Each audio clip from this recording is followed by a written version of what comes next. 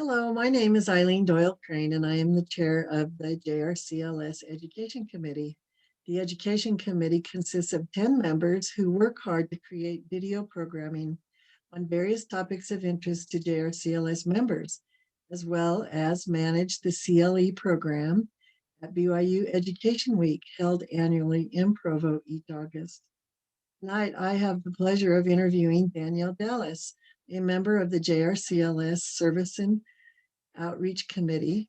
Danielle is the current volunteer coordinator for this new JRCLS NCOSE project that we have been asked to administer. Danielle is going to explain more about the project and her role as the volunteer coordinator.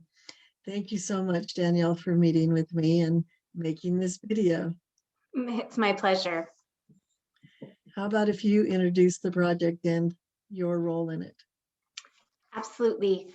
I've been involved with the Law Society for over a decade now and have participated on various international committees as well as local chapters. And I am particularly excited about this collaboration with the National Center on Sexual Exploitation. NCOSE is developing and implementing a national strategy to combat all forms of sexual abuse and exploitation. This commitment to human dignity directly aligns with the J. Reuben Clark Law Society's mission statement to promote fairness and virtue. So this is an opportunity to use our legal training combined with religious motivations to advocate for and assist children and exploited adults who are without the benefit of stable families or other communities who are able to protect them. We have this opportunity to advocate by helping them have a voice in the courts and also by shaping our nation's policies through legislation, as well as in the private sector by bringing awareness to how companies' policies knowingly or unknowingly put these people at risk. So my role specifically is to be the intermediary between the NCOSE Law Center and JRCLS volunteer attorneys. This is accomplished by NCOSE General Counsel Benjamin Bull and his team of lawyers contacting me with their legal needs, which I then communicate to our volunteers. Thank you. So now that JRCLS attorneys have watched video 1 and video 2, hopefully before they're seeing this video, they want to know how they can help. Can you tell us how they can get in touch with you? I anticipate that there are 2 main groups of members who will want to be involved in this initiative. The first are those who would like to become an immediate part of the volunteer pool. And the second group are those who are interested, but might not know exactly how they could fit in, want to know a little bit more about what NCOSE does, their work, the issues behind the work that they do, and the needs of the population that NCOSE serves. So because this second group may not be ready to jump into the research or representation, and they would benefit by receiving regular educational materials about how the law and policy touches on these issues, we offer two avenues, but you can get there in the same way, and that is by emailing me at endexploitation@jrcls.org. So any JRCLS member who finds themselves interested in either of these possibilities should begin by emailing that address. Our vision is also to eventually support international advocacy, and this will happen as NCOSE is able to expand their work. So right now it is a United States-based, United States nonprofit organization, and their work is currently done exclusively in the States. However, to the extent that an attorney or a chapter who is not in the United States of America is interested in combating sexual exploitation and human trafficking, please still indicate your interest by emailing me at endexploitation@jrcls.org, and there will be opportunities in the future. Thank you. So when our volunteers are ready to get to work, what is the process in which they will be given an assignment?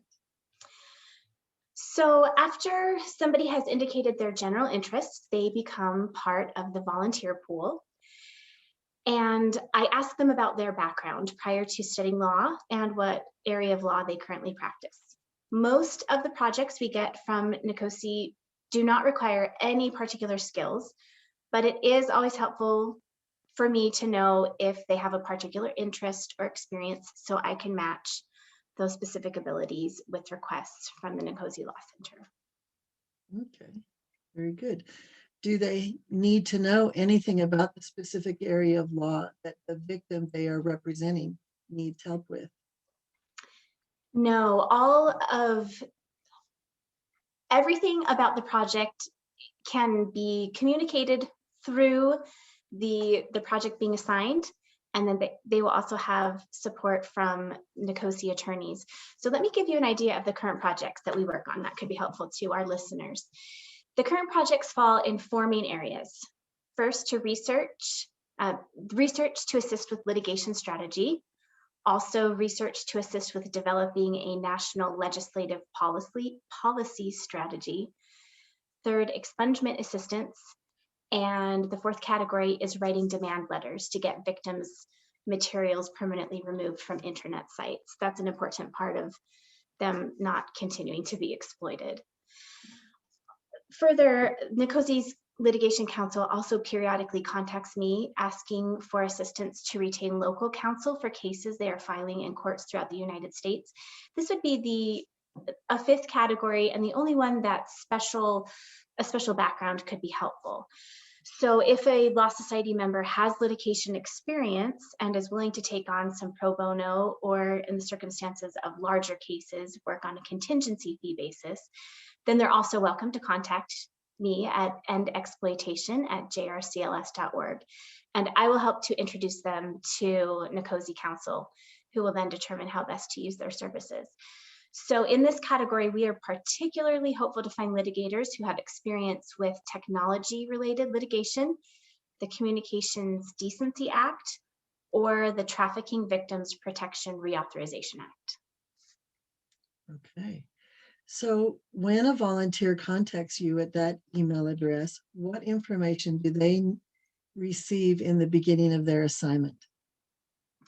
My email to the volunteer pool with the possibility of an assignment provides the basic instructions about the project. And this is accomplished through an attachment form that NCOSE counsel fills out. And they list a description of their need or the question presented. They also include contact information of the NCOSE attorney requesting the volunteer assistance, the date the project needs to be completed, and the number of hours that they approximate it will take. So when a volunteer sees this email in their inbox and reads through the form, if it's up to them, they can decide if they would like to participate on that project, and if so, they simply email me back saying that they're committing to it. Okay. So here's an example of some past research projects. We've dealt with legislative redlining to tighten up the language of the United States Code that requires primary and secondary producers of pornographic films, requires them to ask for and keep proof of age of the performers. And we've also helped with research questions related to statute of limitations and the doctrine of equitable tolling, to name a few. Very good. That's exciting. So are there attorneys at NCOSE who will help them in their representation? Yes, definitely. So the way our initiative is currently set up, we're not asking our volunteer attorneys to take over complete representation. It's helping with a portion of a case that's moving forward. And if somebody's interested in doing more, then they can keep in touch with the attorneys. But on that form that I initially email out with the project details, there is the contact information of the NCOSE attorney who's overseeing the project. And they are the ones that our volunteers should go to ask questions and clarifications. I'm the connection piece between our volunteers and NCOSE, and once that connection's made, it's important that NCOSE handles all of the questions and clarifications, because they're the ones holding all the information about specific clients, as well as understanding the complete picture, their complete vision of how a client's case or situation wraps up into their complete strategy. Okay, that's very good. So are there regular reporting requirements to you or to NCOSE? I ask that volunteers generally keep track of the amount of time they spent on a project, and then let me know at the conclusion, just by email, how many hours they took to complete the assignment. And this simply helps me to provide the data to Service and Outreach Committee, who I report up to, and then they can make that report to the Law Society's International Chair. Okay, thank you so much, Danielle. Really appreciate your explanations. I think it's very clear, and I hope it will be very encouraging to our members to volunteer. For you members who have watched this video, and we hope as well as video number 1 and video number 2, we've also created video number 4, which is a presentation on psychological, emotional, and management needs of the victims of trafficking who will become our clients. This population is different in their needs than other clients that we might otherwise represent in other settings, in that the retelling of their story and the offenses that have been made against them becomes a potential additional injury in and of itself. Therefore, we ask you to continue on to video number 4 to complete your training and preparation to be an effective and caring volunteer. We thank you so much for the service that you've provided in the past and anticipate that your future service in NCOSE will change lives for the better. Thank you so much.